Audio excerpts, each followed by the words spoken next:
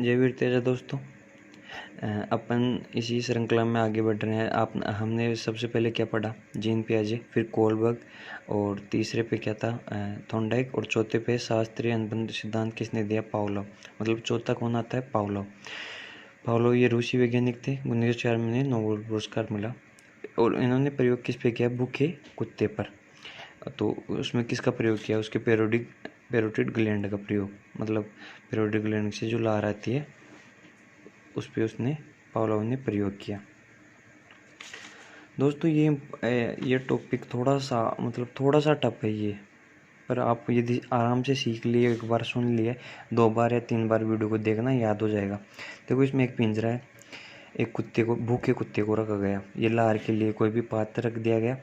लार इसमें होगी अनुक्रिया, मतलब रेस्पॉन्स, UCR, अनकंडीशनल रेस्पॉन्स। याद रखना UCR, मतलब इस तरह से याद रखना, UCR बराबर लार। तो मतलब याद रखना अनकंडीशनल रेस्पॉन्स, ये याद रखना, इसलिए मैंने इस पर जोड़ दिया। देखो दोस्तों, याद हो गया ना तो टफ नहीं है, याद नहीं हुआ ना तो कभी याद नहीं आएगा। UCR क्या था, भोजन है, स्वाभाविक उद्दीपक, UCS। भोजन क्या है, स्वाभाविक उद्दीपक। और एक घंटी और रखी इसमें, घंटी क्या थी, अस्वाभाविक उद्दीपक, कंडीशनल स्टिमुलस।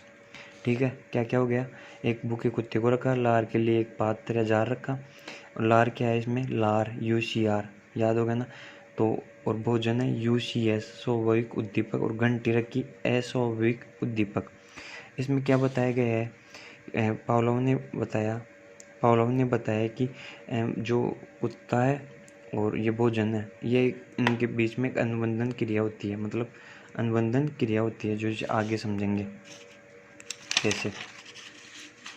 देखो, जब भूखा कुत्ता था उसको ओनली भोजन दिखाया गया, UCS क्या था, वापस देख लेना दोस्तों, स्वाभाविक उद्दीपक, UCS भोजन। तो भूखा था कुत्ता, अब उसको भोजन दिखाया पर दिया नहीं गया, तो उसके मुँह से क्या आएगी, लार। क्या आएगी, लार, UCR, लार आएगी। दूसरी बार में क्या किया, UCS मतलब भोजन दिखाया गया पर घंटी बजाई, और फिर भी उसके क्या है, लार। मतलब जब घंटी बजाई, अब जैसे घंटी बजाई, कुत्ता अंदर है, घंटी बजाई और फिर उसको भोजन दिखाया गया, तो अब उसको कैसे क्या लगेगा कि जब घंटी बजेगी तो भोजन दिया जाएगा या भोजन दिखाया जाएगा। ठीक है, तीसरे चरण में क्या किया गया, ओनली घंटी बजाई गई, भोजन नहीं दिखाया गया, पर उसके मुंह से क्या आई, लार, क्योंकि उसको लगा कि अब आएगा भोजन, पर भोजन नहीं दिया गया। तो मतलब ये क्रम बार बार चला, जैसे मतलब फिर घंटी बजाई, फिर उसकी लार आएगी कि मतलब भोजन आएगा, कि 4-5 बार करने के बाद में घंटी बजाई 4 बार और उसके लार भी आई, मान लो 4-5 बार।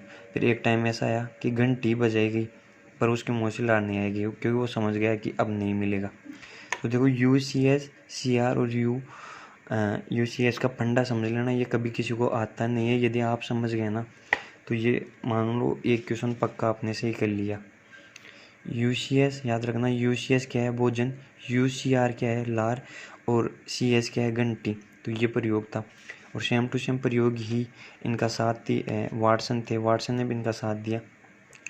वाटसन ने एक खरगोश का, मतलब एक खरगोश का खिलौना ले गए अपने बच्चे पे, मतलब 11-12 महीने का छोटा बच्चा था वो, तो उस बच्चे को खरगोश ले जाके दे दिया। फिर वो उससे खेलने लगा, जैसे उससे खेलने लगा, और वाटसन ने डरावनी आवाज़ निकाली। मतलब अपन ऐसे बच्चों को डराते नहीं, ऐसे मतलब शेर वगैरह कुछ ऐसे खिलौना का देते हैं और फिर डरा देते हैं, तो सेम टू सेम यही करा। तो अगली बार जब भी वो बच्चा उससे मतलब खरगोश से खेलने के लिए आता, तो उसे वो आवाज़ याद आ जाती थी और उससे वो नहीं खेलता। तो यही सेम टू सेम इस पे है। तो आपको समझ में आ गया होगा दोस्तों। यदि ये समझ में आ गया ना तो आपने एक नंबर फिक्स कर लिया। उसमें ये पूछेगा UCS plus CS UCR, CS UCR। यदि आप समझ गए ना तो आप कभी नहीं बोलोगे। एक बार वीडियो को वापस देख लेना, चैनल को सब्सक्राइब कर लेना दोस्तों। इतना छोटा और ट्रिकों में कोई नहीं बताएगा आपको। धन्यवाद।